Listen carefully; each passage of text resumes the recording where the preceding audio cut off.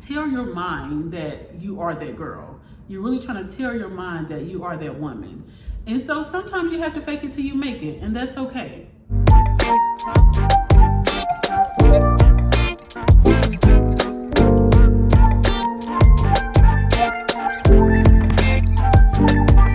Hey girl, welcome back to another video, or welcome to my channel if you're new here. My name is Angel. Over here we discuss everything regarding faith, personal development, and growth in all areas of life.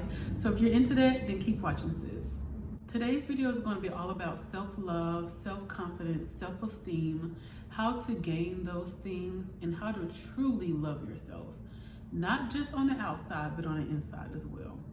So I know I'm not the only person that has struggled with self-confidence. I feel like this is something that is fairly common, especially in today's society. There's just a culture of comparison. Everyone is looking at everybody else's highlights and they're comparing their life to celebrities and influencers. And so it's very hard to love yourself when you're looking at the highlight reel of somebody else's life. But I truly think this is an important concept to have because a lot of our actions stem on how we think about ourselves. So if you're able to gain that self-confidence, able to gain that self-esteem, you'll be able to improve your life in all areas. My struggle with self-confidence really started when I was young. Just growing up as a dark-skinned girl, growing up as a chubby girl, of course, you're not what society deems as beautiful. And so that really affected me. And I did have family and friends that told me I was beautiful, but of course, I knew what the society standards were. At an early age, I grew up comparing myself, comparing myself to the girls that were popular, comparing myself to the girls that were thinner than me, that were lighter than me. And so that can really affect your confidence and it can carry on into adulthood. And so I really had to do a lot of self-work as I got older to truly love myself and not just masking as being confident, but to truly be confident in who I am. So I know y'all heard the saying, fake it till you make it. That was me. Not gonna lie. Honestly, I had to start that way because I truly didn't feel confident, but I wasn't gonna let society not make me feel confident. So I was going to love myself and act like I love myself until I truly believe it. So I think that can play a role in your self-confidence journey and just building your self-esteem, but I don't think it's somewhere you should stay. You should truly have confidence, inner confidence, and not just acting like you have confidence. It can definitely play a role if you're just starting out and you're really trying to tell your mind that you are that girl. You're really trying to tell your mind that you are that woman. And so sometimes you have to fake it till you make it, and that's okay. One of the main things that will help you gain self-confidence is to stop comparing yourself. They say comparison is a thief of joy. Well, that is true. Because you are comparing yourself to someone who is probably only showing a fraction of their life. And so if you're comparing your low points, you're comparing your low moments to someone's highlights, of course that's going to affect your confidence. So first, stop comparing yourself. It doesn't do you any good.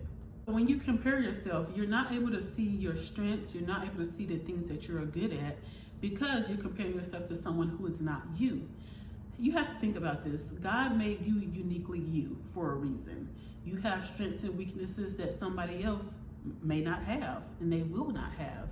And that's okay. He made you that way for a reason. So you have to embrace how God made you, embrace your strengths, embrace your weaknesses, and realize that they make you you. When you realize that you are made fearfully and wonderfully, that you are made uniquely, you start to do that self-worth. You start to look at your identity and realize, hey, I'm good at this, or I'm not good at this, but I can work on it. And so you start to build up your self-esteem slowly because you are learning more about yourself, you're learning more about your identity, and you're able to utilize that when it comes to being on your job, when it comes to being a mom, being a dad. You're able to utilize your strengths and weaknesses and you're able to be more confident in how God made you. Another thing that can help your self-confidence and your self-esteem is to say affirmations. And so this is something that really helped me. I usually say affirmations every morning while I'm getting ready, while I'm washing my face, brushing my teeth, because it helps remind me who I am. I'm speaking life into myself. I'm not waiting on anybody else to do it for me. I'm telling myself that I am fearfully and wonderfully made, that I am beautiful, that I am strong, all of these things. And whatever fits you, whatever you want to be, make that affirmation. Now, I do recommend, of course, aligning with the Word of God. And of course, He created you, so He thinks you're perfect. So why not align your affirmations with the Word of God? Affirmations can help dismantle any negative thoughts that you have about yourself. A lot of times we don't realize how negatively we think about ourselves. And that can, of course, stem from childhood. That can stem from just how you grew up in the environment you were in. But a lot of people have a lot of negative thoughts about themselves. They have a lot of doubts about themselves. So affirmations literally help rewire your brain to think positive. It rewires your brain to think positive about yourself. So you're literally just reciting positive things about yourself on a daily basis. And in turn, you will start to think that about yourself. And so I think affirmations are great. I feel like it's something that everyone should do because you just speak life into yourself and you're not allowing anybody else to tell you who you are. Investing in yourself also helps to increase your confidence because now you're taking out time, you're taking out resources to truly build yourself up. And of course, everyone knows you invest in something you value. So why not invest into yourself? So what could that look like for you? Could you invest in more education, more books? Could you invest in more makeup, a better wardrobe, more hair, nails, whatever makes you feel confident? Invest in that. Take out the time, take out the resources, set aside a little money to invest in those areas that make you feel confident. And this is not to be vain, but to truly boost your outer confidence. A lot of confidence does take inner work, but sometimes you have to change the outer appearance as well. I don't want to disregard the fact that outer appearance makes a difference when it comes to confidence, because it does.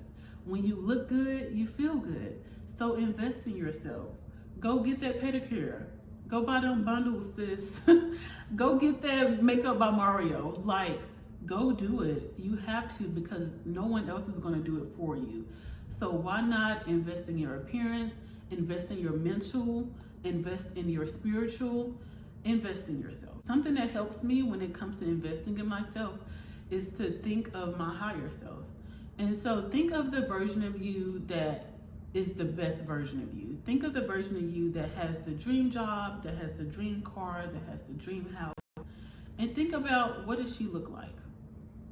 What does she act like? What does she wear? I think this is a great exercise to help with goal setting as well, but it can also increase your confidence because I feel like we all have this version of us that we want to be.